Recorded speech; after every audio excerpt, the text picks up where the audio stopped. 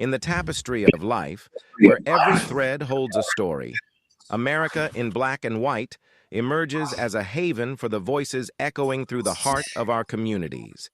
In this podcast, we wade through the rivers of our collective experiences, celebrating the vibrant hues of change brought forth by the whispers of hope and the roars of action. It's more than just a conversation. It's a journey into the heart of our society, illuminated by the light of those daring to dream and do. Join us, and let your voice be the melody that guides us toward a dawn where every color finds its place in the masterpiece of our shared destiny. Together, let's paint a future brimming with the positives that dwell in our minds and the actions that shape our world. Good evening, ladies and gentlemen, and welcome to another episode of America in Black and White. Tonight, we have a special guest. Our guest is Ms. Dawn Adams, and she is, in every sense of the word, a force. Dawn is the founder and CEO of OHM Publishing Company.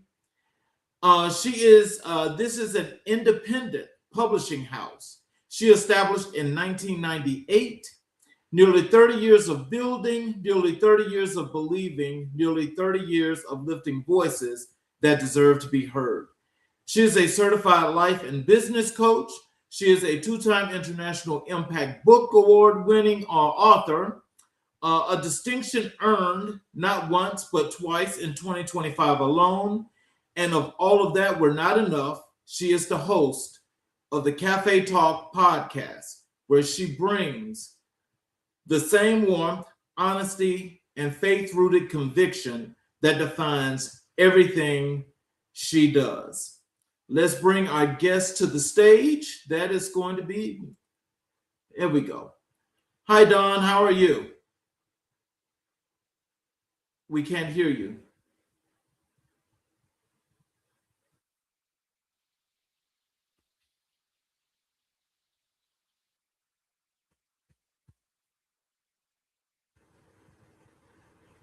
Mm-mm.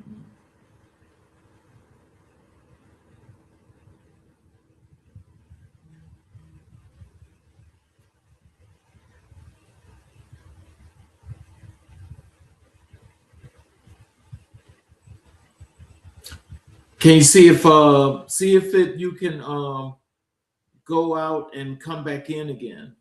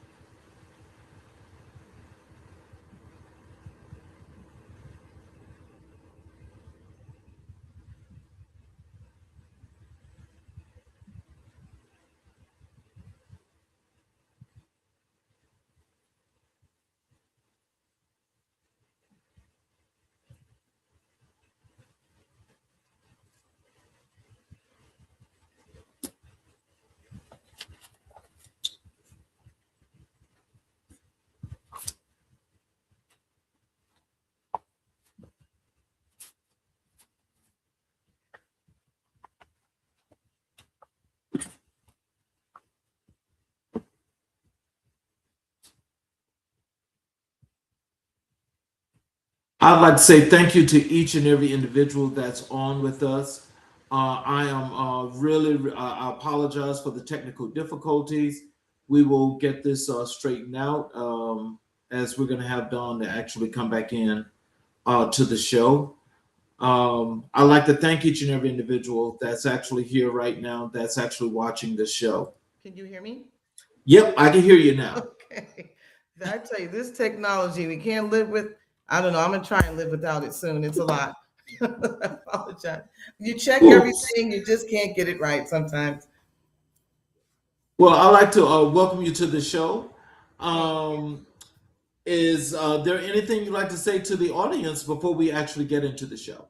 Just say hi. How's everybody doing out there? Is everybody doing okay? Are you safe? Do you have food to eat? You know, we have to really care about each other these days. And I do my part. You know, I learned from a friend one time. he just used to say, "So how are you today?" He says, "I think that we should at least ask and then pause and let the people answer," right? So I trust everyone's doing well today. Yes, and actually, you've already got some support here in the chat. Yes. Here's a young lady here. I'll just put this on the screen for you before we get going. Says she's very excited to hear from you. That's Mm, on the screen. Can you see it? I can see her. Hi. And this one says that he or she, Striker Pulse, they just arrived. Oh, nice. Hi. And okay, I guess this is when about the technical difficulties. I can tell you that one's my daughter. Okay, and so yeah, so let's get into the show. So Don, I know when we talked, like what we do, what I want to do first, which is what I do with all my shows, is I like to give people the opportunity to learn a little bit about you as we get into the great work that you do. So let's start with I think you told me you was raised in Massachusetts. Is that correct? Yes, I was actually born in Pittsburgh, Pennsylvania, but when they whisked you away at 16 months, I'm not sure that counts. So so can you tell us what was it like growing up in Massachusetts, and how did your early environment shape who you are today? I loved it. I loved it. I loved it. I loved it. I loved it. School was amazing. I'm still in touch with friends from kindergarten, right? That's a long time ago. Um, Obviously, the best cuisine you could ever have. It's a very cultured city, the museums, and of course, the Boston Symphony Orchestra. But we always had a lot of actors and performers, like all the time. It was just that type of city because of the Berkeley Music School. So we were there for the first song from Luther Vandross, and on the downtown. My favorite spot was called Concert on the Commons, and in the summer they would build up 20-foot high fence.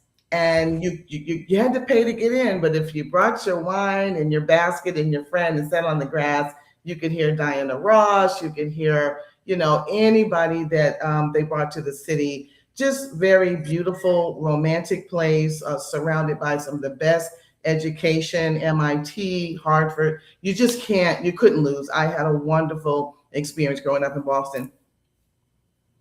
So growing up, was there a particular moment or experience that first made you realize writing would be your life's calling?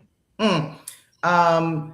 Okay, so I would say at the age of 15, my boyfriend at the time had gone away to college, far, far away, and we didn't have cell phones and FaceTime and all that. So I would write letters just to keep him encouraged, and they were 15 pages.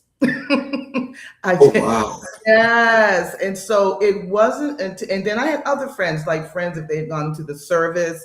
I always wanted to write something. I always wanted to stay connected and let them know we love you, we care about you. Come on back home in one piece. And it wasn't until years later, CZ, that people began to say, they called it the manifesto. Thank you very much. But they said that your words, I just wanted to hear you talk. And that's when it resonated that this isn't for me, right? This feedback, this is for people. So I need to continue to motivate that. So what does the name Dawn mean to you personally? Does it carry any spiritual or symbolic significance for who you've become? Okay, so that's so funny. You're funny. So dawn, obviously we know, means the beginning of a new day. Well, I put a new twist on it. To me, dawn means it's always something. Always starting something new, known as a master innovator. Our generation, we were superheroes. We were there when there were no emails, and then we're here now with the cloud. And so very, very exciting time in my 20s and 30s, Lotus 123. And I don't know if it was Boston. I don't know if it was the dawning of new technology, but that spirit fell on me. And it's like, even now, I'll be 95 years old and I'm going to always be doing something new. So that's what my name means to me, new beginnings. Oh, you wear many hats. You're an author, you're a publisher, you're a coach, you're a podcast host. Were you always entrepreneurial, or did that spirit just develop over time? No, sirree. I think I was probably trying to sell Pampers at the hospital when I was born. No, I just didn't know. My former pastor, he's retired, Bishop T.D. Jakes, he said something one day, you're going to look around one day and realize you were you. He says, I didn't know I was me. I said, I'm sure at 25, he didn't know he was T.D. Jakes. You realize later in life, right? It just kind of dawns on you. So I've done plays, playwright. I modeled body, I modeled hair. And so I was always doing a production. I couldn't just go sit down, you know what I mean? And just go enjoy the one little thing. It had to become, no, we're going to have a fashion show and we're going to use Michael's Thriller and the men are going to wear tuxedos and we're going to couldn't use a fog machine, had to go to the dark and get dry ice for the thing. And it just kind of was inside me, right? And so I think it's always, and then I sewed, I was a seamstress and I cooked. So anything that I've ever done, I had a flower shop at one time. It just doesn't stop. So I'm going to say, I think I was born with this one. You received an Outstanding Contributors Award from the Providence Civic Center for your production of the Higher Praise Convention. Can you tell us about that chapter of your life? I sure can. So if there's anyone out there listening that is from Delaware, Wilmington, Delaware, or back home in Connecticut that remembers a convention that we used to go to every year at Bishop Weeks, Wesley Weeks, it was called Praise Power. And as it began to change and kind of slow down, I said, you know what?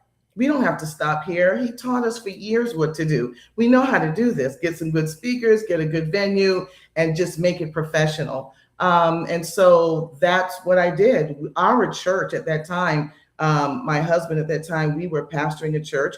We were small, but we did giant things, CZ. So I went downtown, not to the hotel. I went to the PPAC Center in the center of the city, and I got a contract, and they let us come in for 3 years. And that day says, wow, you guys really put on a production. This was not a convention. This was a production in our city. And thank you for coming and thinking of us. So I ended up getting an award for that. You left New England and built a new life in Atlanta, Georgia. What prompted that move, and how has the South shaped your perspective? Okay, so there was a couple stops in between. I kind of stopped through Maryland. I said, no, I don't want to be here, and in Pennsylvania. But I'm going to say, I would say family, right? I would say that my daughter has an illustrious life of her own. And when your children are as talented as you are, or greater, which we want greater, you got to kind of step back. You know, this isn't a double platinum where I'm standing in the middle of the stage getting all the attention. I said I could have really snatched Diana Ross. It was that girl's moment. But, you know, I purposely stepped back and let her shine and let her grow and let her see. She didn't have to look to mom. And she's so smart. So things just kind of plateaued for us both. And one thing led to the next. And I was in Pennsylvania, and I wasn't feeling right. I felt so alone. I felt so detached. I couldn't find a church all my life.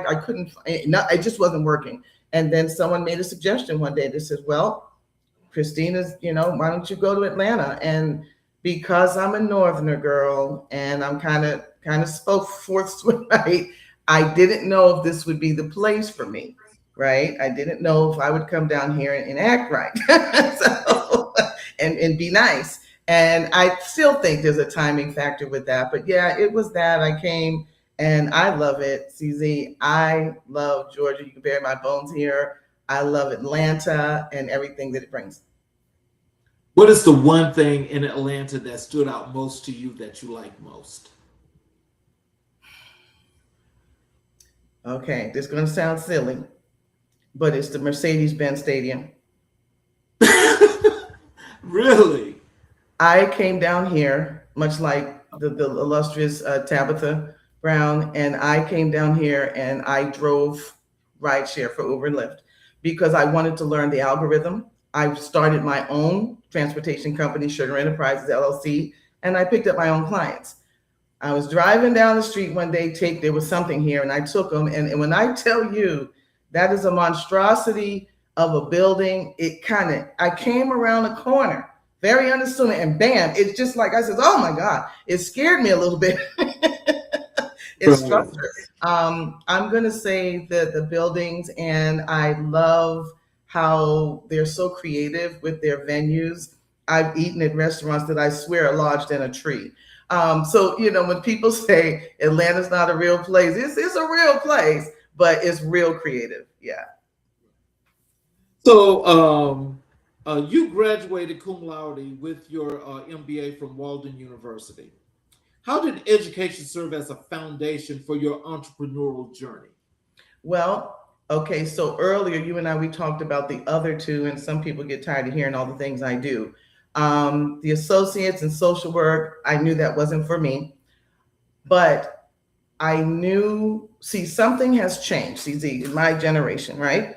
And they used to hire people, and you worked for a bean counter and you were just a bean. That was it. They didn't care about your family issues, your dog died, you got beat up all night. They don't care anything about that.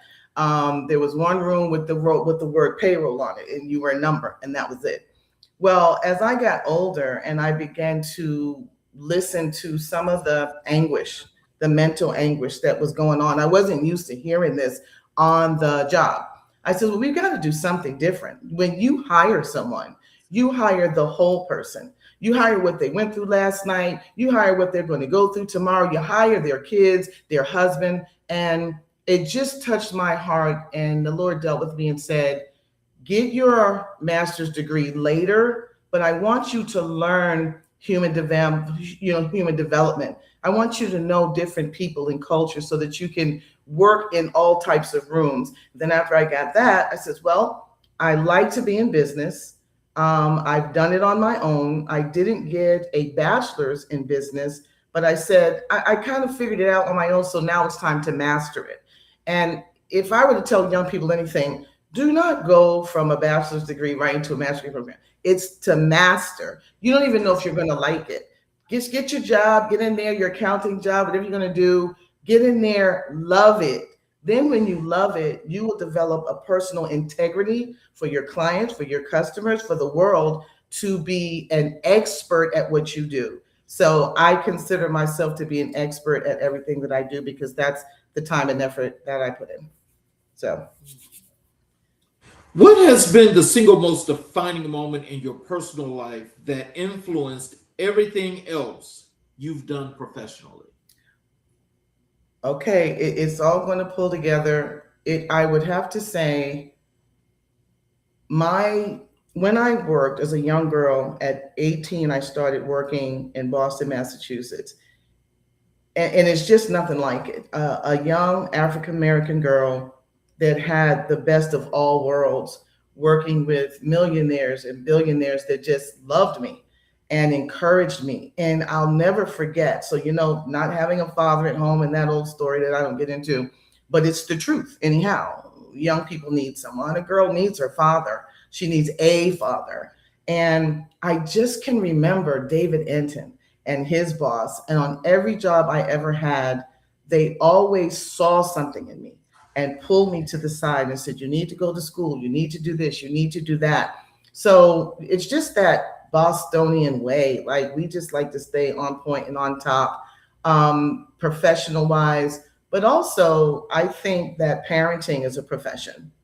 And when I had my daughter, it all stopped. It can't. All of the foolishness came to a screeching halt because she kept looking at me. See, I'm like, where does she keep? She kept, from the womb, they walked her across the room, and I'm like, what is she looking at? The eyes I came out with her eyes open. I said, oh no, this one right here. Let me get my life right. Stop the foolishness.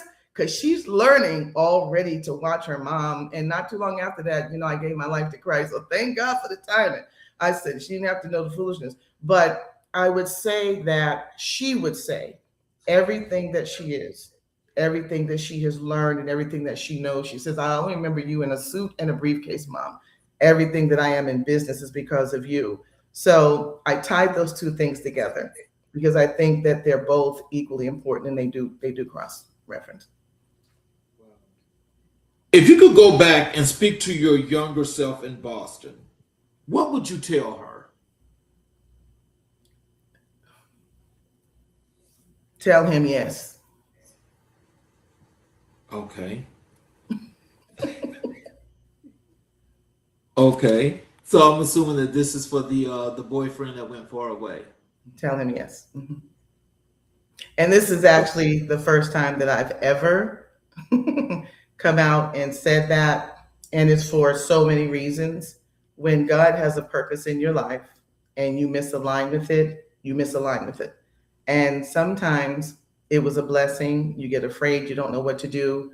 And we're good friends now. We don't see each other, but I always remember asking myself why I didn't say yes. And it just comes down to fear. So young people, don't ignore. Go get some older people and sit down and talk with them and make the right decisions. And I would say that would be the biggest one for me. That was my best friend. Let's talk a little bit about OHM Publishing and your entrepreneurship. OHM Publishing, Open Heart Ministry, has been your enterprise since 1998. Take us back to the beginning. What inspired you to start your own publishing company 30 years ago? Well, once again, same period of time. I had just given my life to Christ and my heart had changed. The Bible says that God will take your stony heart and make it a heart of flesh. And I experienced that right away, my whole persona. I was calling people from before. I'm so sorry I said this to you. I'm so sorry. It was a mess. I really, really got saved. And I thought, you know what? In this whole world, the most important thing is honesty and transparency. So that's where Open Heart Ministry came from. I remember I was at a new job and I just started writing. They hadn't given me any work to do. And I just started typing and I did a complete article entitled Honesty is the Best Policy. And it just kind of took off from there. It went from one sheet of paper to my first book that I'm not ashamed of, entitled The Promiscuous Life. And it just kept on going. I would read the room. There's no particular genre. I read the room. I feel that I am equipped enough to give an answer, right? I can't fix it, but people deserve a practical answer, and I can give that. And I got to say, I love what OPM stands for. Can you tell us, what does Open Heart Ministry mean to you philosophically, and how does that name guide the editorial direction of OHM Publishing? So if you notice, I don't spell it out. I purposely leave it hidden because I want to leave my heart open to everyone. I don't want people to, now don't take this the wrong way, everybody that's listening. I am the Christian, but everything that I do doesn't have to have Christianity all around it. We have to be wise and understand that everybody doesn't have the faith and that revelation that we have yet. And you can run people off, making them feel excluded by the way you talk, by the way you act, by the way you don't receive them. And so for me, I just feel like I want to keep my heart open for all people. And that has led me to a place now where God has taken me global. He told me 2 years ago, I'm going to take you international. And now he's showing me worldwide. And that's because he said he died for the whole world, right? Not just one state, not just one group of people. He did for everyone. And so with that open heart that he has, I kind of adopted that. Wow. Well, I got to tell you, I love that name. I love that name. I do. I thought it was so weird, CZ. When I said, Dawn, now what are you doing?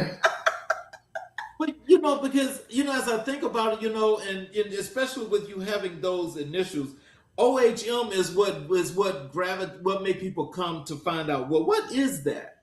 Really. But when you thought about that, I mean, like, did this like just come to you, or was this something It that you just really sat down and thought about? it came out, and like I said, it started from the article, honesty is the best policy. And in the same breath, I said, okay, so honesty, that comes from a pure heart. So we need to keep our heart pure, and we need to stay open so that everything that we feed people, that we give people, is honest. People have enough dishonesty to deal with. Somebody's got to be right. So it doesn't hurt me to be transparent. The Bible says that we are living epistles, which are letters read of men. But if I hide my wound, if I hide my black eye, if I hide my story, if I hide my love, I can't reach anybody.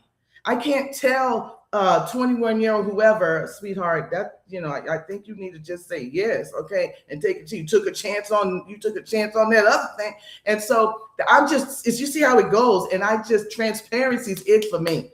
I want people to be free. I want people to be happy, because you know what? I am.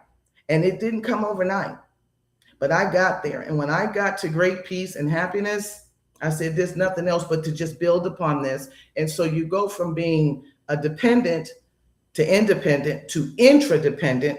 And this is where I am now, telling other people, listen, I'm 62 years old. I can say what I need to now.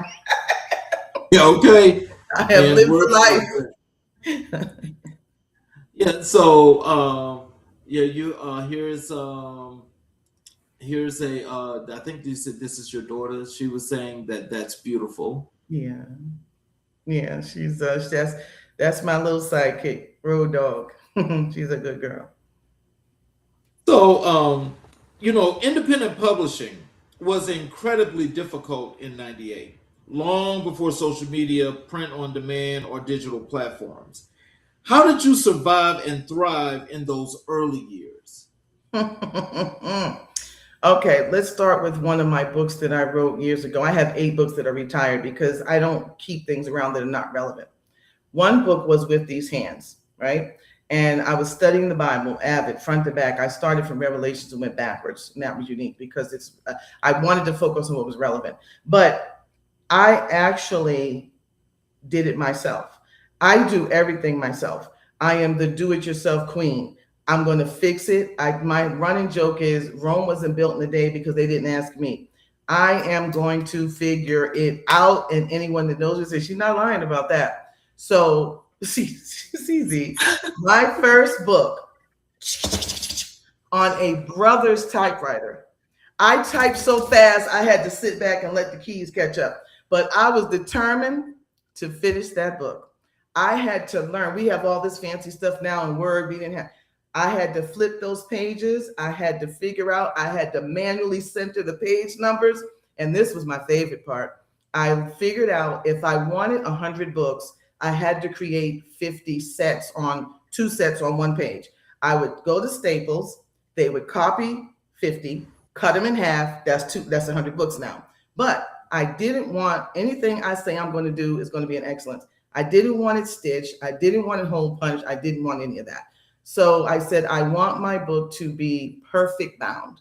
I found a company called 48 Hours Print, and they said, if you ship us your book cover and your content, we will perfect bind it for you and send it back. Well, that wasn't good enough. I didn't want my cover to be dry cardstock. I researched Epson. At that time, they had a piece of paper that was cardstock on one side and glossy on the other. I said, bingo, that's the one. I still to this day do all my own books. I do my book covers. I do everything myself. I don't pay a dime to create this book. I just pay to order the author copy. And once I did that, they would copy 100 covers, because we got 100 books now. Boom, boom, boom, in a box, off. They came back to me perfect bound, and I sold out every time. And just in this moment, to give a special shout out to Beulah Heights First Pentecostal Church. My pastor at the time was Theodore L. Brooks Sr. He was the one that told me I was an artist.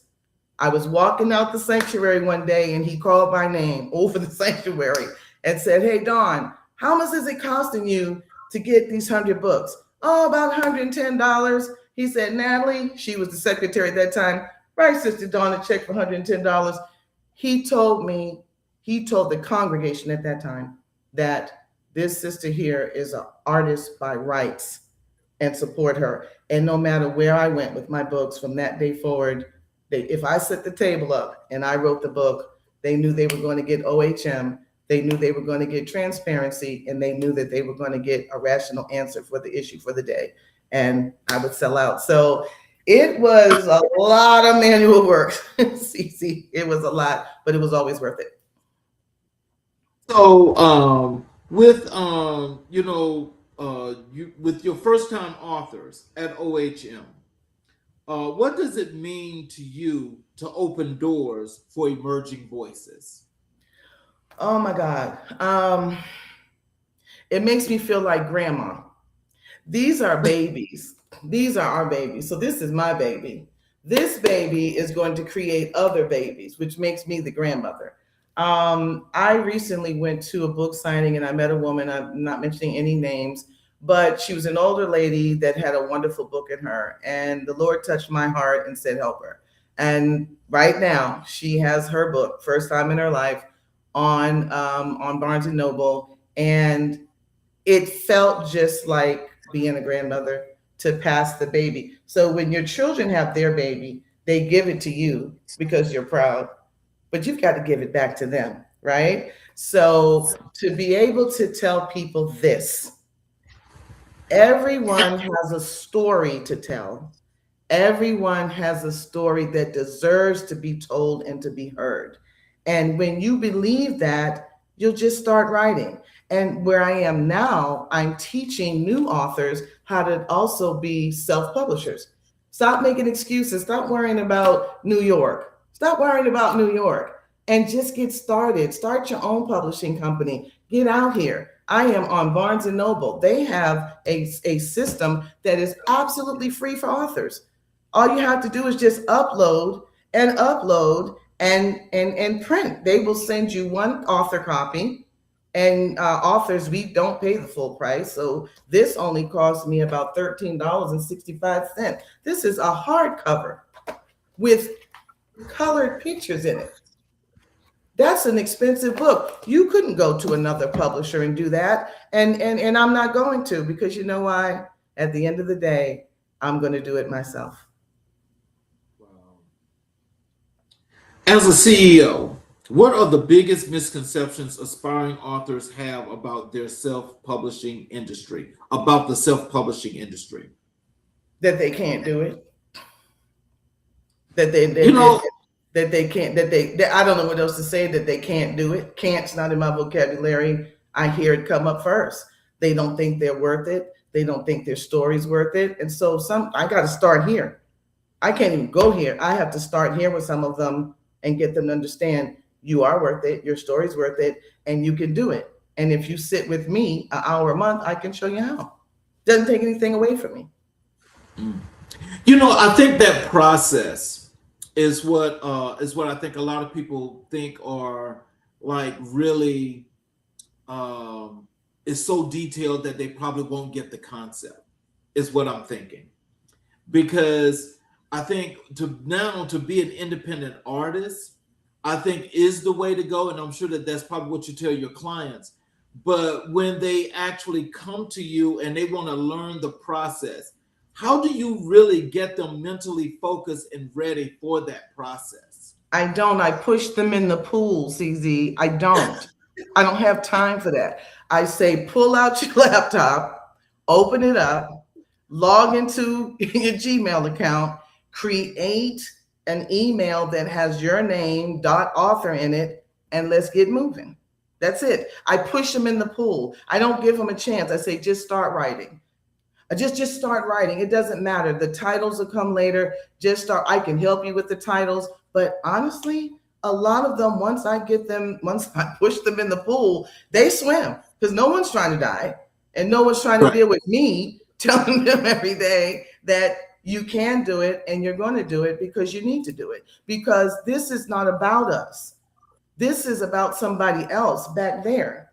that's coming along. We have to be stronger, right? And we have to put our emotions to the side and get the work done because we have a legacy to leave. I'm not going to be here forever. I'm going to be here for a while, they say, but I'm not going to be here forever. But when I leave, my books are going to be in floorboards, in the walls. They're going to be hidden in different places, and so are my customers and my clients. And I think that if you can deal with me for the first week, you're going to have a beautiful book. But I'm not going to. I'm relentless. I don't give up on people because God doesn't give up on me. So, how do you balance your roles as the CEO of a publishing company while simultaneously being the author, the coach, and the podcast host at the same time? I have lost my mind. That's a lot. See these eyes? I am absolutely out of my mind. Doing this has been bananas. And God tickles me because he trusts me with so much because he knows I my tenacity to get things done. The author part, I got that. I can write a book in my sleep. I can knock one out in a couple of months. That's fine. All of the design, that's fine. I got all the tools. Everything is in place. You have to get stuff positioned. I'm a very organized person. The publishing part came in because I just wasn't going to have anyone telling me, oh, you can't say Jesus, or you can't do this, or we want you to do more fiction. Oh, go on. just move along, because I can do this myself. It just seems like you said earlier, did it happen on me? Was it inside? I just think I don't know what I was doing. I'm gonna be honest with you. I think if somebody would have told me, oh, and by the way, Dawn, in 2026, you're gonna start a podcast, I would have just started digging my hole. You have no idea. People out there, I'm telling you, you can publish a book, but I'm not telling you that everybody's a podcaster. Because once you start this, oh no, between the technology that you need, now you're going to have to pay $100 for Comcast Business because I use a studio called Riverside, and it's like playing a video game. It's live, it pulls from both sides, right? And it drains your energy, your internet, right? And so we stream everything. I'm sitting there one day, and all of a sudden my guests, their voice starts going down. I had to find out in the middle of a session that my devices were struggling. The numbers should be 500 and 300. They were like 68 and 46. I was barely getting any juice to do anything. So I had to do some fancy footwork. And once again, your presentations, if you go look on my Facebook, you'll see the work that I do. You'll see the thumbnails that I create. I create those in Canva. You have to just keep moving, never stop learning, and never question why you're doing something. Just nix the questions. Just keep walking. And one day, everything is going to fall in place. Everything is going to make sense to you. And once you get all of that stabilized, now you can tell somebody else. God told Peter, when thou art converted. Our problem is we try to run out and be teachers of things that we haven't perfected. And so that's pretty much it. I think it all kind of fell in place. And then when I realized I've reached this place of stability, I felt that I could now uphold someone else. OHM has helped you publish over 10 books. What does your editorial process look like from raw idea to finished manuscript? Okay, once again, I've lost my mind. Now, you're not going to believe this, people, whoever's listening. I have never had an editor. Wow. Since 1998. You know why? Because I was one of the baddest secretaries in Boston. I was one of the baddest things on heels back then. And so and I was very good in English. So I look at a book like a letter. And when you go to college, who's editing your papers? No one edited mine. Hundreds of pages. You had to do APA citation. Oh God. And so you don't lose that. You apply that. That's a talent to go to college and be able to edit your own papers. So guess what? This is an interesting paper. I edit. I do not have now with this book here. I will say I got a little distracted the last 3 or 4 months. And so my daughter stepped in, and she'll read it. She loves reading. And she looked at it and she said, Mom, she said, look at this one again. And when I did, I shut everything out. I shut everything down, and I looked at it again. And so now this is the finished product. But yeah, my editorial process, you have to read backwards. We were taught back in the day to read a letter backwards to catch errors. You have to know punctuation. That's important. It has to flow. And as I talk to you later tonight, I had a habit of run on. So I'd have to go back and say, Dawn, you did not have to just say all of that. Just get to the point. So you have to know a lot to do it properly. Yeah, and then we've got, 365 does well. They have a good spelling and grammar system that works for me. You gotta use it all. So what business tools and resources do you find indispensable as an independent publisher in today's markets? Well, I'm not going to leave out SEO. I'm just going to say you can do you can do all this, and you can do it yourself if you want to, but it'll just be you, yourself, and you sitting in the room reading your own book. So as much as I still like to use my natural intelligence, I'm just old school that way. But I appreciate AI for book cover ideas. I'll just go type it in. I don't use theirs, but I'll say, okay, that's interesting. And I jump over in Canva and design my own. So I'm going to say the beautiful world of social media that I didn't want to ever do, but you cannot have a successful business without people. You can forget it. You just can't. And so I don't chase followers. I'm getting them little by little, like every day, one or two. I went offline for 12 years. So what do you think? I probably would have had as many as you, but for personal reasons, God led me to come off of Facebook, and I was off for 12 years. And when I started writing 2 years ago, I have 3 books recently: Art of Online Dating and Joyful Noise, Changing the Lyrics of Your Past. When I wrote those, he says, all right, young lady, it's time to come out incognito. It's time to get back. And I really have to say, it's been cool just keeping in touch. People from kindergarten found me, when I came back on, and they were telling me all these things about myself. I was a little advocate. I said, why? He says, oh yeah, if anything went wrong in school, I was 12. They said you would go say something and they would do something about it. So just that connection with people, going that far back in my past, being able to be in touch, tell people happy birthday, but more importantly, to see the love and support for what I'm trying to do right now with my Finding America Again tour. I would say just the most special thing right now. You've appeared at Barnes & Noble and international conferences, including the Global Women Power Summit in Paris. How has your platform grown, and what does that growth mean to you? My platform has expanded, where, like we said earlier, it's now involving more than me. It's involving people. The International Impact Book Awards, they were my beginnings. They were the ones that gave me that trophy right there, for not just one book, but 2. I submitted 2 because I'm a numbers person. So I thought it would increase my odds of winning, but I ended up getting both. But I would say, come on, that was last July. Wrote the 2 books, got the awards, got the trophy, and a year later, I'm a podcaster.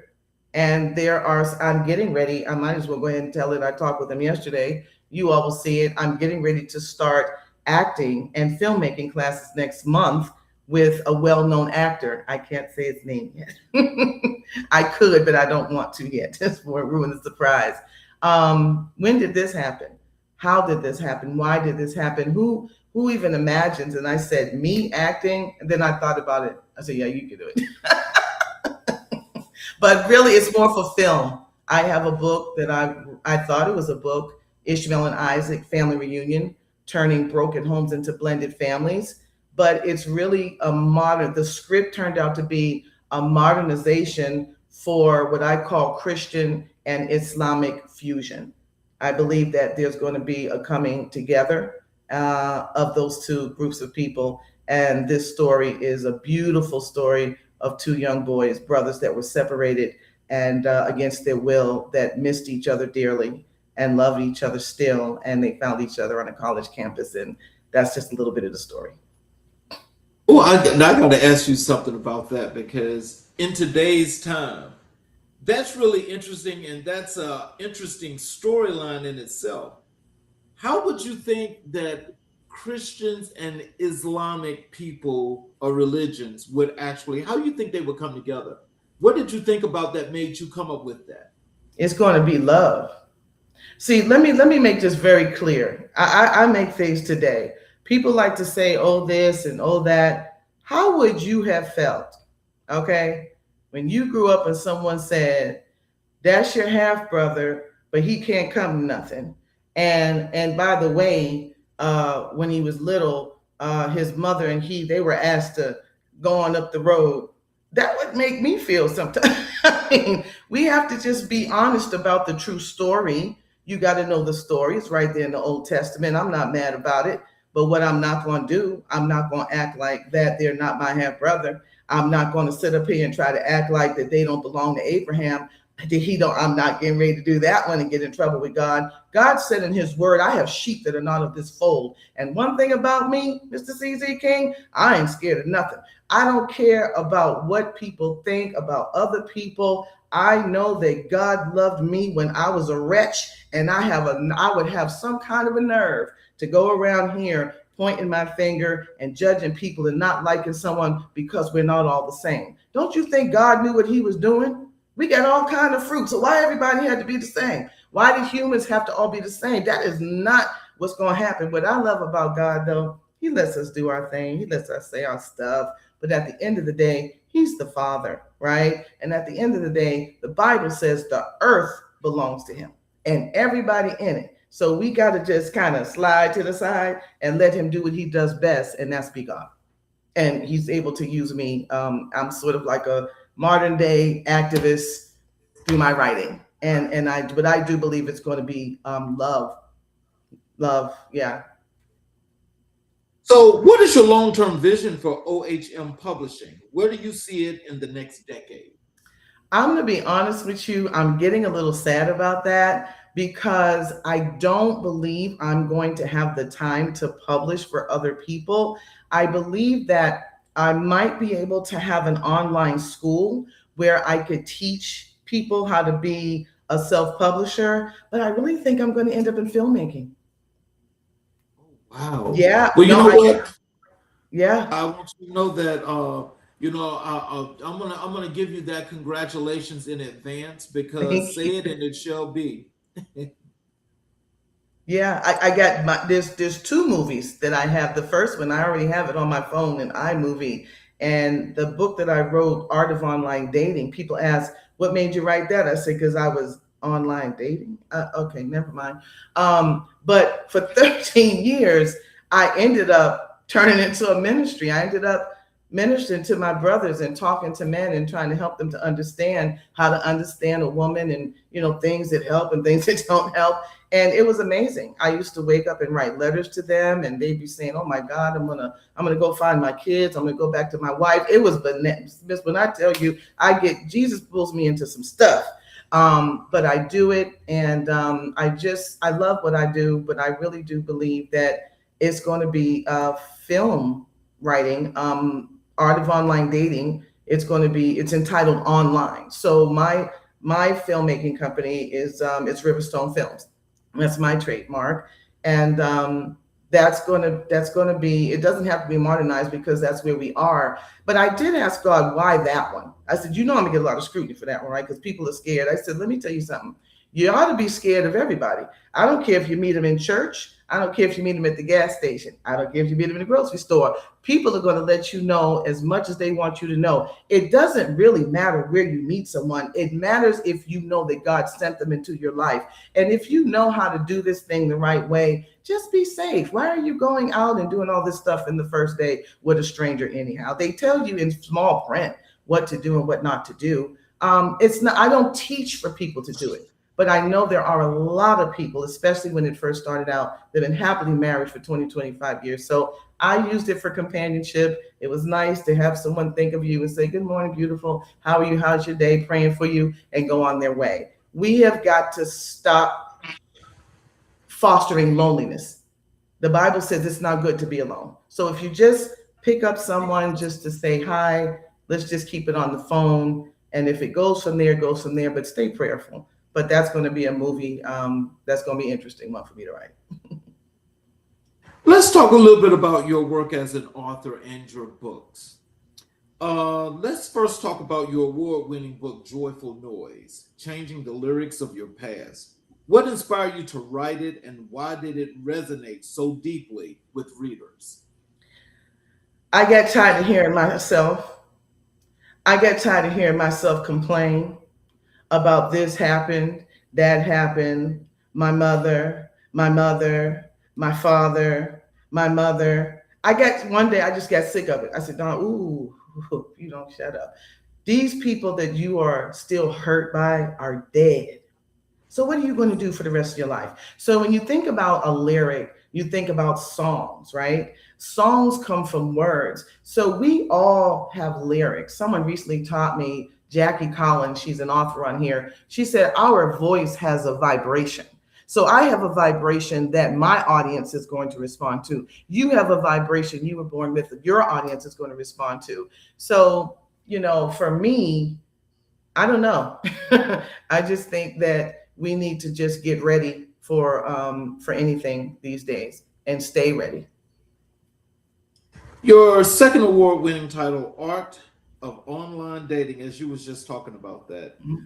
Where do we go from here? What made you decide to tackle the topic of modern romance and relationships? Well, because, okay, first of all, I did ask God. I said, Lord, why me? Why me? Why this? And he said, anything that impacts my world and my people, every culture has their own. And I know they do. He said, it is worldwide. That world belongs to me. It is my responsibility. And my people who are called by my name, if they would be obedient and do what I need them to do, we could still help people worldwide.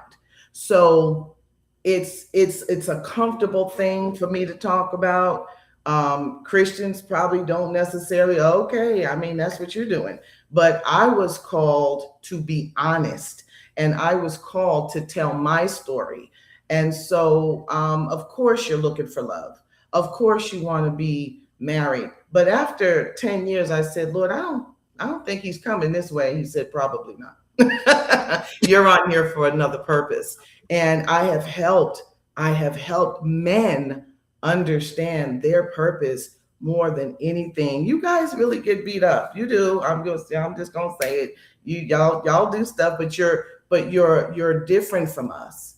We're women, right? You're a man. You're not emotional like we are, And sometimes it just takes a woman that has had experience to be able to be kind enough and still bring that cup of tea. And I bring that servitude thing, like a geisha girl. I don't know where that came from, but I've always been that way. From a young girl, 15 years old, I would cook meals for my boyfriend. He would drop that basketball. Man, where you going? Okay, dinner.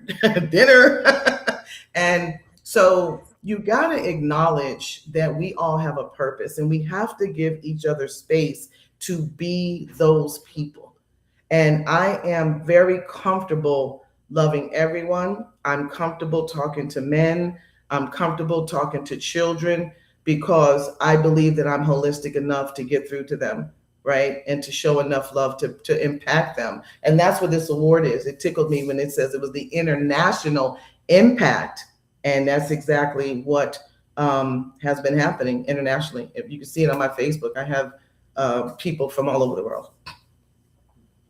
So, I gotta say, I think when you write that book like the one you were tackling with the online dating, I gotta say that takes a skilled writer to write in that genre, because when you mentioned Jackie Collins, that's what she does. And I've got a couple of her books. I've read some of her books. And I know that the story, once you get into the story, you can't put the book down.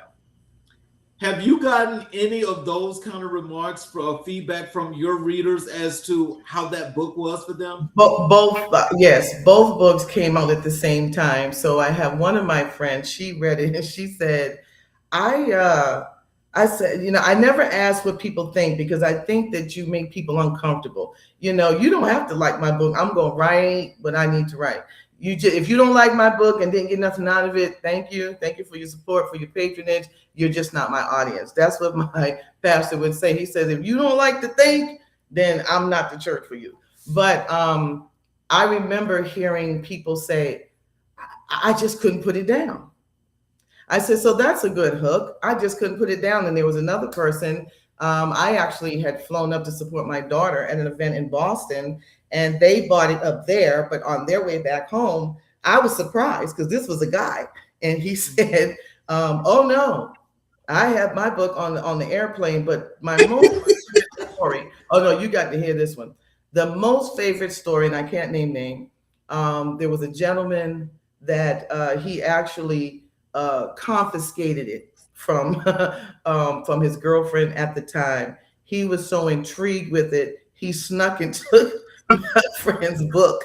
And I said, okay, that's not cool. But I didn't believe that men would be interested in that book. But you know why they are? Because I'm real with men. And I give real answers. And yes, sisters, I'm telling on us when I need to because we can act up sometimes. So when I want to just be very honest and give everybody a break, can we just calm down and just be patient with one another? And the biggest pointer in relationships of any kind, your job, your kids, you have to give things time and you have to communicate. If you don't want to communicate, and you want to rush and be married in 60 days, then when you fall off that cliff on the way down, don't be surprised. I am telling you right now, it doesn't work. And if you have a self-sabotaging spirit, it's going to win every single time. There, I said it. Okay. Look, I mean, I think that's about, that's helping in a lot of ways because I think giving it to you straight, no chaser is the only way to give it. And I just think that's a very great philosophy. But I want to ask you about your new book that was released here in 26, Finding America Again. It's closer. Yeah. It's closer than we think. Yes. Tell us about what America needs to find. What America needs to find its way back to, and what inspired this timely work. Okay, so everything with me is an underlining love. What we have to get back to is our soul. We have to get back to focusing on souls.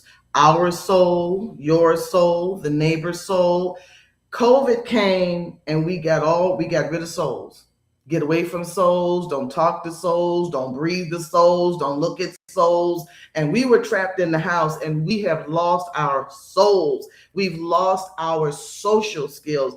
When I was driving for Uber one day, this poor guy, he said, it's like we're not people anymore. I said, you're right. And that bothered me.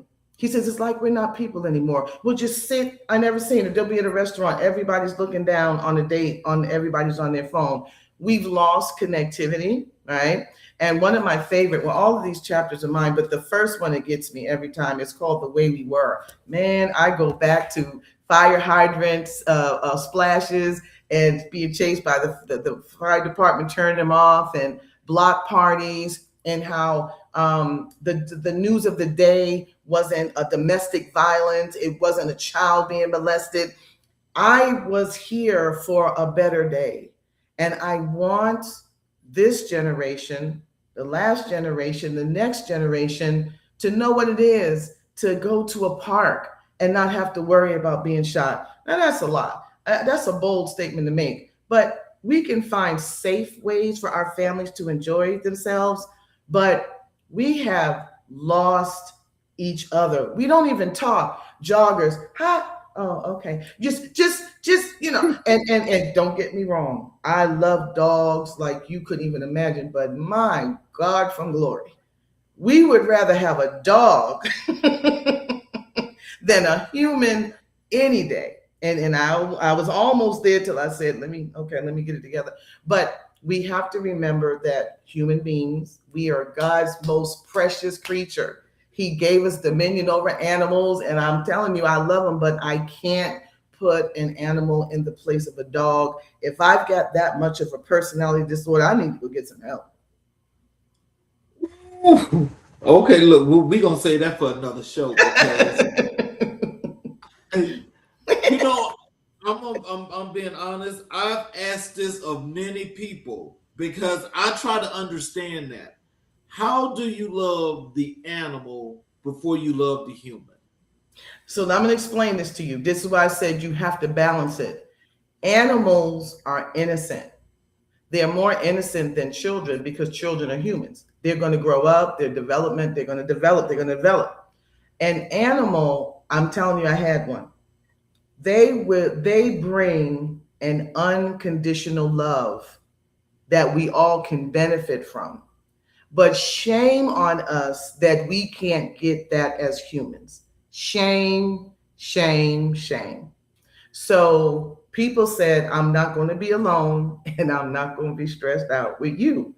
So I'm going to go down to the kennel and I'm going to get me some kind of doodle and I'm going to dress it up and treat it like a baby and kiss it all over and take it on trips because I can't get along with a human. I can't get a human to stay. I can't get a human to call me and to care anymore. But we're going to do something about that. But we've got to stop worrying about communities. Let people do their thing. If this is what you're doing, you do. If I want to come to it, I'll welcome myself. I don't have to be invited anywhere, if you could tell. I'm going to show up and I'm going to have me a fabulous time. I'm going to eat the food and I'm going to love everyone and then I'm going to go home. That's what I mean by you have to balance it. You have to put the work in and you have to just tell yourself that God created us to love one another. And I'm not sure that we're doing it quite right. Not everybody, but the numbers are escalating. You can see it in the divorce rate. You see it in the domestic violence. Like every day I'm reading some story about someone's husband killed them. Like, you married me and then you killed me. Okay, I'm someone help me understand that. So there's a lot of work to do, but I think it starts with just a little act of kindness. Take the old lady down the street, a plate of food, give her a ride. You see her struggling on her, I don't know, CZ, I don't know. So you describe your writing as combining personal experience with extensive research. Tell us, how do you strike that balance between the personal and the academic in your work? So the academic came first. That's what struck me when it came to people. There was a woman, she's a case manager. She became famous. Her name is Deosha Hay, but to the queen. She became so famous with relationship building that she couldn't do her job anymore. She had to come around to the mental health centers and talk to us. We have to understand that there's a lot of different cultures in this world. And what she shared with us is that the school systems didn't understand parts of the Asian culture. There's something that they have called cupping. And when their kids are sick and it has somebody with a flame and a cup, and I'm not getting into that, but it leaves a little bit of a brown spot. Well, the school system saw this and thought it was abuse. Okay, number one problem, that's what you get for thinking.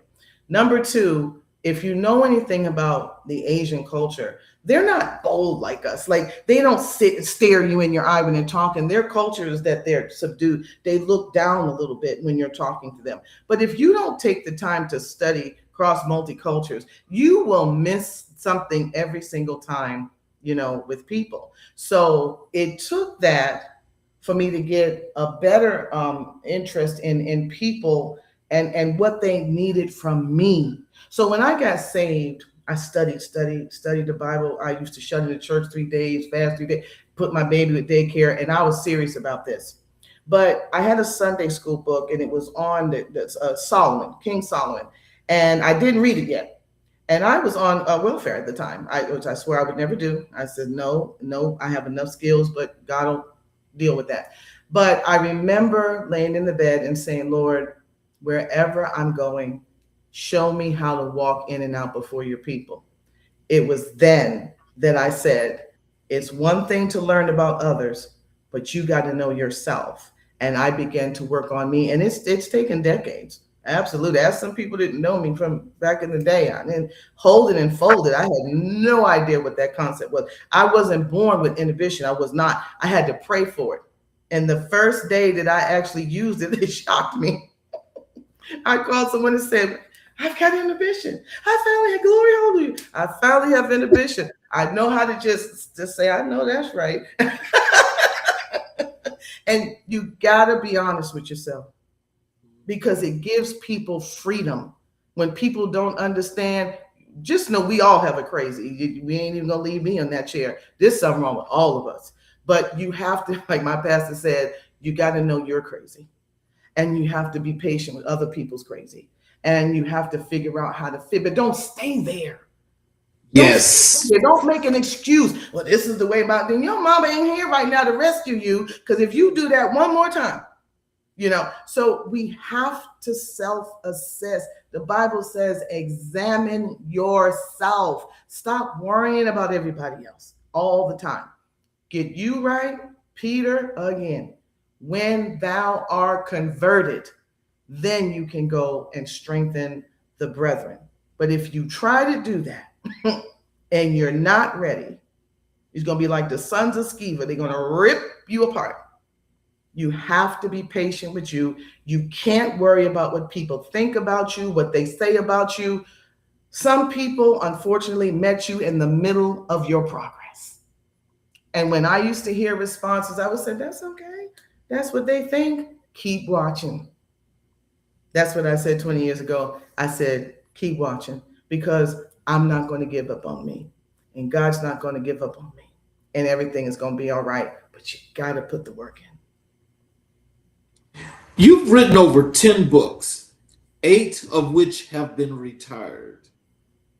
What does it mean to retire a book, and why is that an important decision for an author? No one wants to hear it anymore. You look around. At that time, I was in a certain area. And when I went in the building, I would see something. I would just read the room and I go, oh, okay. They either never understood, or they don't understand the concept of God's love. We say, I love you. Yeah. God said, yeah, whatever. You say you love me, but you can't love your brother and sister that you can see. You ain't seen me yet. I'm invisible to you. Who are you trying to fool, right?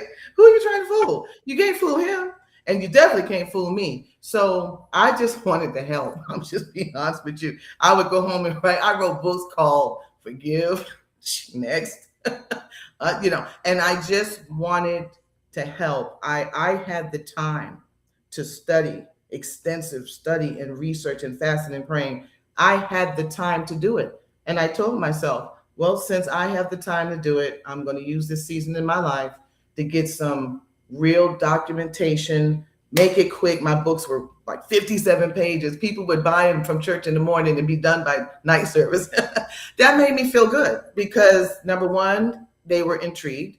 It kept them interested. They got the message, and it didn't take them all day. So I'm never doing a novel. Y'all can forget that. Never say never. Dawn Adams is never doing a novel. There's no reason for that. Who has to sit and read something about my life all summer long?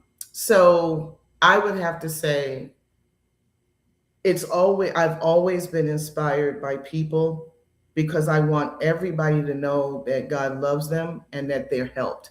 I don't care who you are and what your situation is. There is help. There is help for you. And it's up to people like me, writers, speakers, to tell people that perpetually until they believe it. And that's what I think my books did. They were very simple, very to the point, and And they're not as simple today, but they're still to the point. You provide biblically based resolutions to inner conflicts throughout your books. How does faith inform your work, and how do you reach readers across different faith backgrounds? Okay, so back to the everybody belongs to God. We're not all going to be the same. The foundation is love. But I know people sometimes you'll hear in church say hallelujah because that's the highest praise. Hallelujah is not the highest praise. When you say, God, I believe you, is the highest praise, because without faith, it's impossible to please him. So we have to get this word right. We can't just, the Bible is not a Daniel Steele novel, right? It's a living word. And from Emmanuel's veins, it will always be a living word. The blood is always going to be applied to it. And if you don't believe it, you don't have to. But you can't stop me, because without faith, it's impossible. Are y'all listening to me? Is anybody awake? Did anybody chime in? Without faith, y'all, it is impossible to please God. And if you want your life to be blessed, you don't have to be perfect, but just, could you please him on Tuesday at least? Friday, think about him and do something that's pleasing in his sight. Tell him hi. Tell him I love you. Call him daddy. Let him know. Remind him he's your creator and that you need him. That's it. I sing him songs. I can't sing. Ooh, y'all could never want to hear me do it. But in my secret closet, I sing to my father. I sing to my daddy. And because the Bible said I can. He says, sing unto the Lord a new song, for he has done marvelous things. Make a joyful noise unto the Lord, all the earth. All the earth sing praises. That's the last scripture in that book. So when I know God doesn't like murmuring, he doesn't like complaining, he doesn't like hate, he doesn't like variance in families, I said, then that's not pleasing to him. For me to still be talking about something that happened when I was 15 and 18 and 21 and my mother couldn't do this and she didn't do that. Oh, shut up, Dawn. People are tired. I told people, I said, you know that you've told that story so many times. When people see your name on this phone, they go, oh. Not today.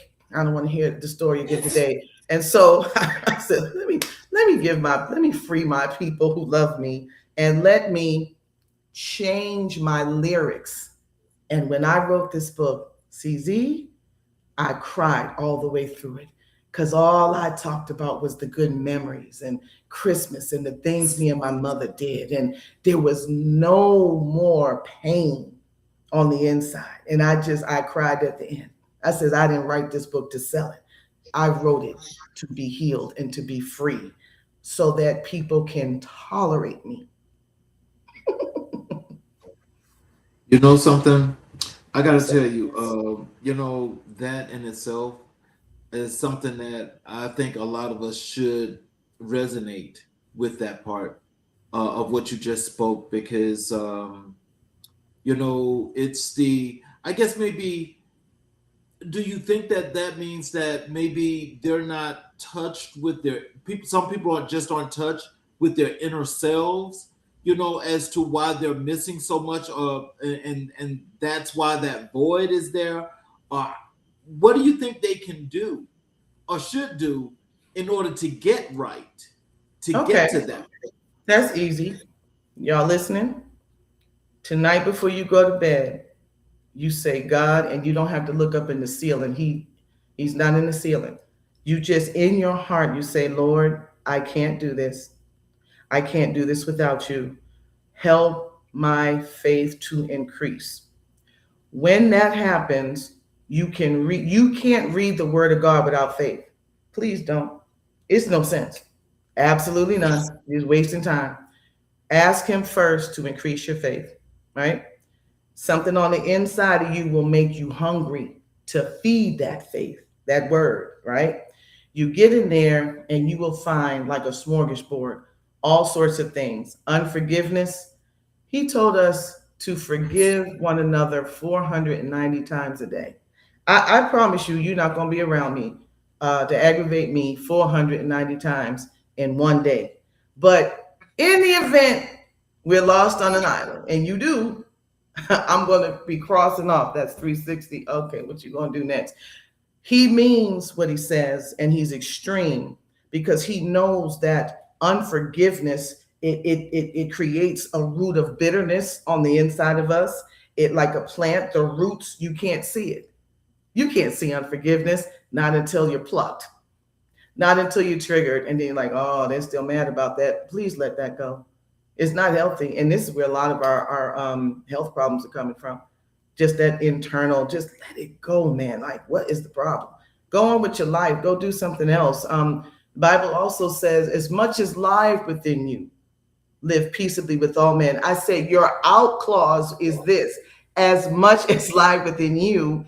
If you don't get along with someone, you don't have to be with that person. You love them from afar. You feed them anyhow, and you go on your way. I'm making it sound simple because this is crucial to me. It is time for us to act like adults because guess what? Our children are watching. Like I told you, mine from the womb, looking at me all day long. Our children are watching. And so we can't seem to nip this thing in the bud because we won't change as adults. You received remarkable testimonies from readers, including a professional mover who was so moved by Joyful Noise that he said, it just touched my heart. What does reader impact like that mean to you? Well, it almost got him in trouble. I said, where were you sneaking on my... I was outside. He was supposed to be putting my stuff together. I said, how do you know I have books? You were on my shelf. And it was so funny. But I said, well, that's one for the books right there. The moving guy was on my shelf looking at my books. But he bought two for two of them. And I was paying him for an extra service. And he said, nah. He said, let's just wash it. Let's barter. I'll take your books. You don't pay me anything. And he actually called back and he said to me that Joyful Noise just really touched his heart. That's impact. It doesn't, he didn't have to relate. People don't have to relate to us for us to impact them. Maya Angelou said one thing. No, she said a lot of things. But one thing that she said is people may not remember what you said. People may not remember what you did, but they will remember how you made them feel. That's impact. Oh, she made me feel comfortable. She makes me feel uncomfortable. Whatever the impact is, and if it's negative, you got to work on that. You know what I mean? But you just really have to increase your faith. I hope you all really heard me when I said that. There's no sense reading the Bible if you're not going to receive it by faith. You need faith. Without it, it's impossible to please God. So where do future book genres like romance, fiction, and children's books fit into your creative roadmap? I'm so glad you asked, TZ. So I'm silly. I'm not probably ever going to do a child's book, but that's what I'm going to do. I'm going to do a comic book. I'm going to be I already got my AI pictures in my categories. I'm in my gallery. I'm going to have a line of online comics books because I came up with Archie and Jughead and Veronica and Betty. So you're going to always get a lot of who I was as a child. But this superhero, you got to see one of them. I can see her now. She's got all this armor on and she's absolutely gorgeous. This hair's flying, but she's got a vacuum cleaner. So she's being a superwoman, but she's cleaning her house. You know, there's toys all around. So those comic books are going to be my way of breaking through the traditional way that case managers have tried to heal families. What we do is we take the child and take them here. We take the woman and put her there. And the man, and the church does this too. I say we all sit in the same room and learn together. So I figured a comic book would be something that they would all read from front to end, right? And hopefully get some impact and get some answers. So yeah, I'm heading towards comic books. So what advice would you give the first-time author who has a story burning inside them but is afraid to put it on paper? Okay. You can't do anything afraid. So the first thing you need to do is ask yourself, why are you afraid? Are you, more importantly, who are you afraid of? Do you know that most of our stories, they include other people? And there are some people that have family members that you better not tell that story. Do you remember that? What happens in this house? What happens in this house? So you got that whole generation, they're not writing that story if it was to save their life. I said, but if the person's no longer here, I said, this is what I'm trying to tell you. Let me teach you. Join my school, get my coaching. You don't have to name. You can tell a story. And if you don't want to tell a nonfiction, make it fiction. Like me, I'm a survivor of infantile abuse and spousal abuse. So I was getting it as an infant. But once I grew up and worked through all of that, I said, I think I might do one book entitled Me, Myself, and Ice Cream. Now, Me, Myself, and Irene was a book and a movie, but I want to do Me, Myself, and Ice Cream because there was such a strong authoritative rule in my house. It was her way and a highway.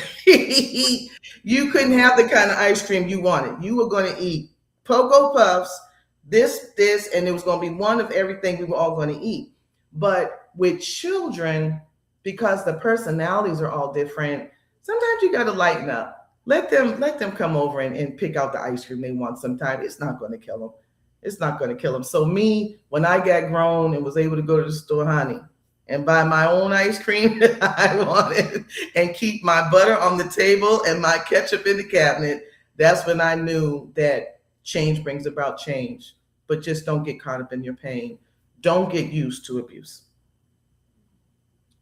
Let's talk about Cafe Talk podcast. Tell us about the origin story of your podcast, Cafe Talk. What made you decide to launch a podcast, and what does the name represent? Okay, so once again, it wasn't my choice. God asked me to do it, give him a platform to use me. So my podcast, I learned from the different books and the different genres and categories. Podcasts are the same. Everybody, please don't try to copy somebody else's podcast. Your podcast is supposed to represent who you are, right?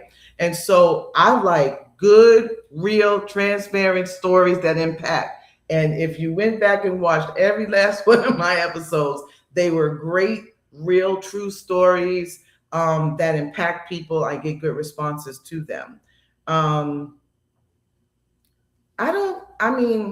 Cafe Talk. Okay, so cafe, let's think about it.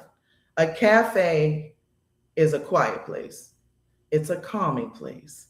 It's got nice warm colors, like those colors behind you. That makes me feel like a cafe. But if you notice that most people go to a cafe alone, or maybe to meet one person, but they want that quiet place. They want the smell of that Ethiopian coffee. They want that muffin and not have to share it. They cross their leg. They sit in a comfortable chair in the corner, and they're probably introverts. They don't want to really bother with people, but they don't mind being in a room filled with people. They like to hear that chatter and that sound in the background. So when I called it Cafe Talk, it's because I always have a little jazz playing in the background.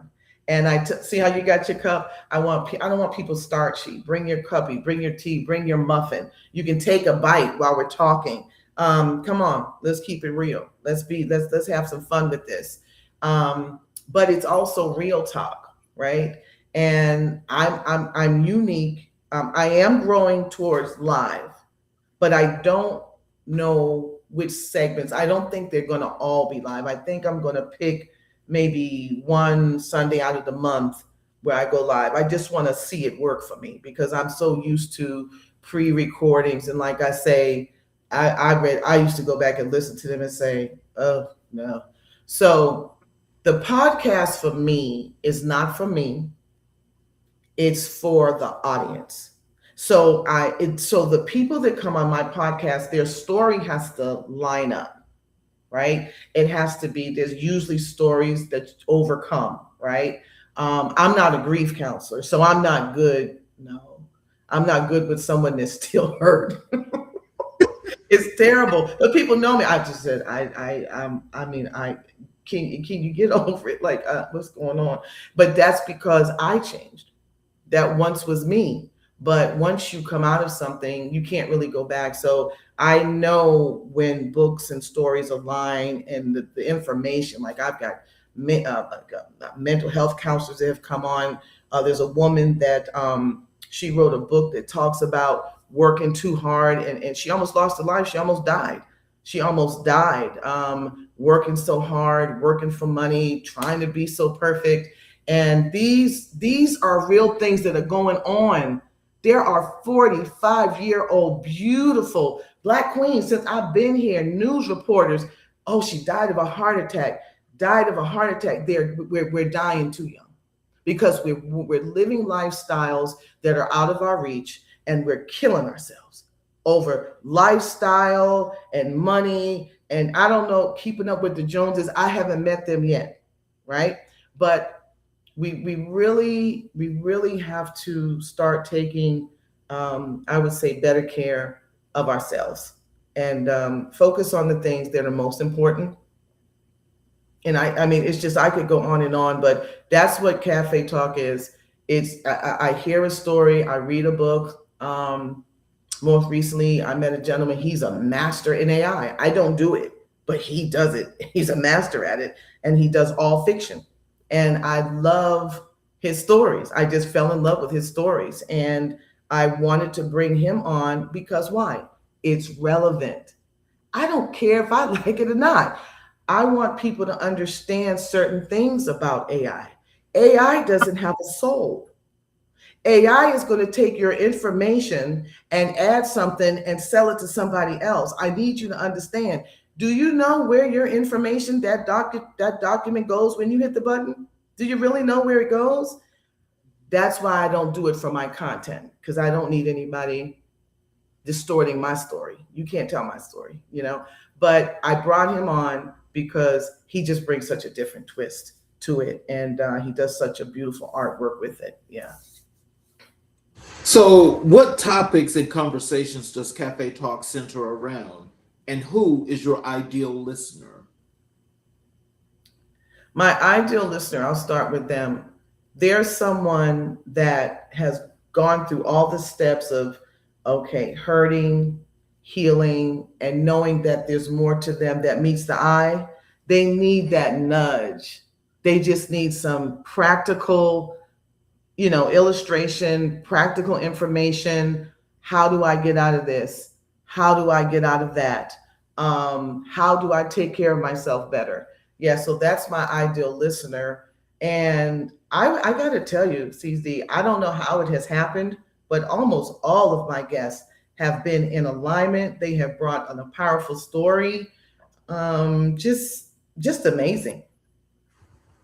Well, that centers around, what your structure is and what you want it to be. And when you find those guests that align like that, that means that the trend continues. And so as it's continuing, that means that the people that are gravitating are the people that all of your content is for. I appreciate you saying that, because you and I talked briefly on this earlier, and I had to explain myself a little bit. I don't mind doing that. When I see someone, or someone may ask, what does it take to get on your show? The first thing I do is I go find them on Amazon and I read those free chapters, right? So I can understand. Then from there, I ask them, when are they available? Because I don't want you on your lunch break. Anything can happen with this technology. It's a cafe. I want you to relax, nobody around. Then I type up, it's a whole email, they have their date, their time, what to expect. Like you said, log in 15 minutes before so we can test everything. But I also do something, I will pull from what I read from their live Facebook and their books online. And that's how I derive all of my questions. And so I go deep. See, you would hate to be on my show. You were going to think I go deep. And one of them, she was She was she was an overseas West African mental health counselor. And she said, I am so glad you sent me these questions in advance because I had to think. That's what I'm talking about. I do 3 questions, maybe 4, depends upon the subject. And they're always with, like you said, the listener in mind. God, I'm a chef too. So a cook always should care about the people more than what they cooked. They say the worst cook in the world is someone that just put food on your plate and didn't ask you, how do you like your steak cooked? Do you want scrambled? Do you want poached? No, you can eat that mess. I don't eat nothing like that. So you have to have courtesy, and customer service with me is number 1. So for me, I feel like I'm the chef and they bring the produce and the protein, and then I know what my audience needs to eat. And so I guide it and I put structure, but I always let people still be their authentic themselves. At the end, I always say, now you go for it. Now that the kids have eaten, now that daddy has had the big chicken breast, okay, you can go on ahead, tell your story, do your thing, say what you need to say about you. And then now I feel like we've done a good job. It still aligns with the word of God. God told Peter, feed my sheep. I'm just doing it in books. And so now, podcasting can be vulnerable and an exposed space. How do you maintain authenticity on the mic without oversharing? I edit. Okay. Riverside is amazing. They have you on the screen and they have a live script. And if you go back and see you're talking more than your guest, you're wrong. You're wrong, you're wrong, you're wrong. The host is the host and the guest is the guest. And that's that customer service. But I talked to you about that tonight because sometimes it was nerves. Just nerves. And then somebody called me a Renaissance woman. I said, I need somebody to call me something because I got so much inside of me that I have to make myself focus. Even like right now, I'm making myself focus by looking at you. I used to be looking all over, talk with my hands, looking all over. No. I would go back and I would see that. And so it's a work in progress. But it's in progress. I'm in season 2, and I looked at my last one, and I absolutely loved it, CZ. I'm getting there, and that's why I believe once I gain, it's always about that self-assessment. Once I gain that self-control, and people don't understand. This is like being a celebrity, the hair and the makeup, and oh Jesus! And so you have to be organized. You don't have to film every day. You get yourself put together and schedule 3 people that day and then put your hair up in a ponytail and go look a mess. But it's a lot of pieces to it. It really is. You can do it, but you really got to be, you got to be determined because you don't want to start a good thing and then finish and then not finish it. Well, the final question for you, I'll make sure I'm very careful of your time. I'm sorry we've gone a little bit over. Final question for you.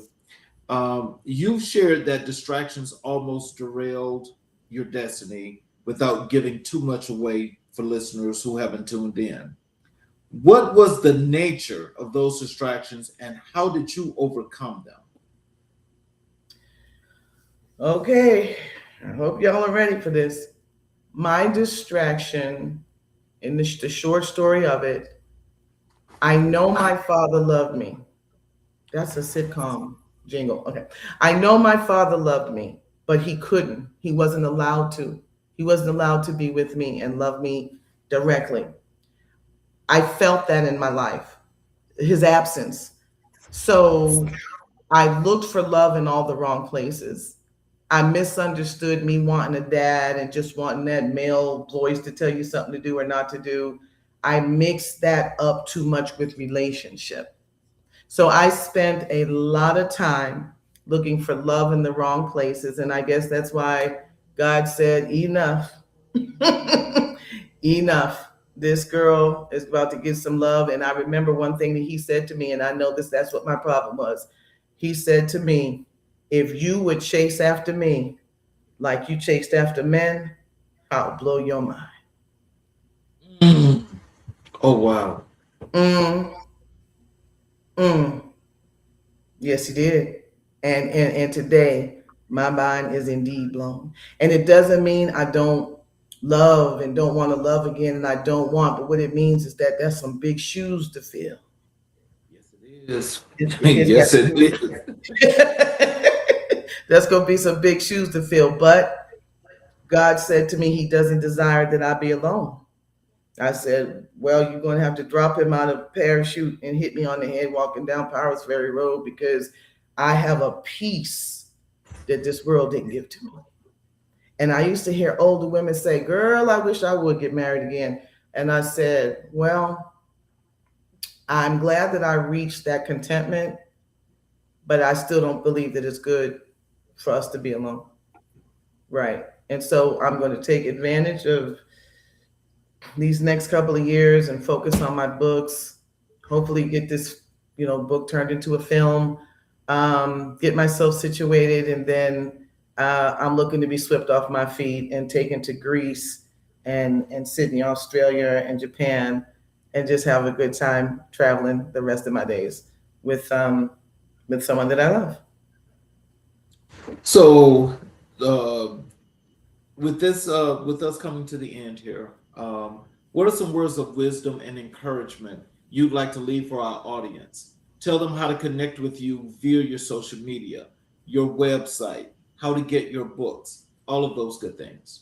Okay, so I'm on Facebook under Dawn Adams. I do have a couple different ones because I didn't know what I was doing in the beginning, so I got too many accounts out there.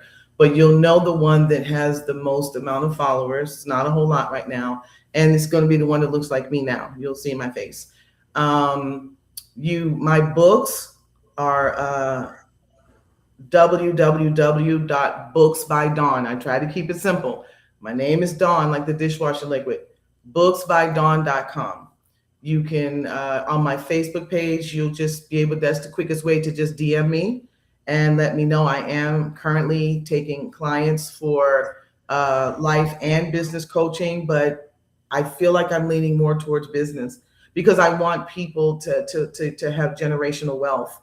And so what we're doing at our age is not for us to live, it's for our grandchildren not to have to suffer. Right? So Yep. You can find me. I even have my phone number on my Facebook page. You can call me. I have open door policy. I just like to make myself available and to help anyone that's looking for some real help. Words of wisdom and encouragement for our audience. Get to know you before you want someone else to get to know you. If you don't like you in a room, why should someone else? So I want to tell you thank you so very much for being here. This was a really good show, and I really love the information that you have given out to our audience, but also those stories that you were telling in between were really in-depth stories that people should take a lot from. Yes. And I definitely appreciate that, because as we work on community building, these are just things that I want people to make sure that they're understanding, they're learning. And if they've got any questions whatsoever, I would actually say to them, please reach out to Dawn. And she says she has an open door policy. Send her a message there on Facebook. Try to get that chat in and try to learn and do those things that she's mentioning. If you're an author and she is telling you that she can teach you how to be a self-published author, I think you should go for that. Yeah. But I definitely hope that you guys learn from that. And as we are going forward to this day, these are messages that this is just not for today. This is for you guys to take going forward, because this is going to be with you forever. If you're one of the younger generational young men and women, you've got a long ways to go. I mean, I'm already past the mid stage.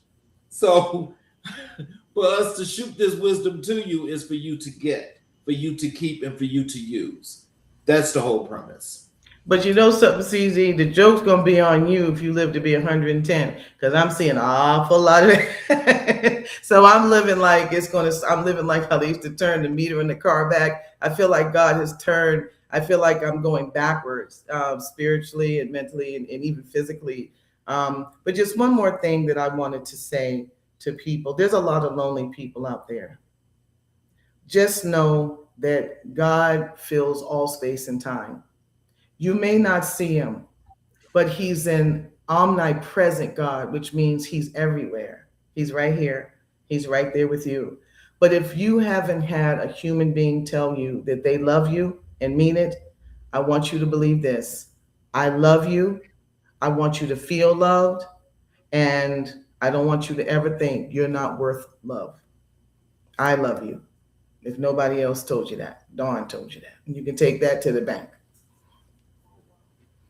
So, in closing, for all of you guys that are watching on all 8 of our channels, in particular our YouTube channels, if any of you guys have not yet subscribed and enabled all notifications, I ask if you would please subscribe, enable all notifications, where each and every time we have a live show, you will be notified and you just click and watch. You will also be able to go back to any of our channels to watch all of our recordings and learn the valuable information that each and every guest has put out for you to get those different nuggets to use to not just make yourself better, but those around you, and for you to help to continuously to build your community. I want to thank you all for being with us tonight. You guys have a great evening. We will be back tomorrow for another great show of America in Black and White, 6 p.m. Eastern Standard Time. I am your host, Charles King. You guys have a great evening, and we will see you tomorrow night.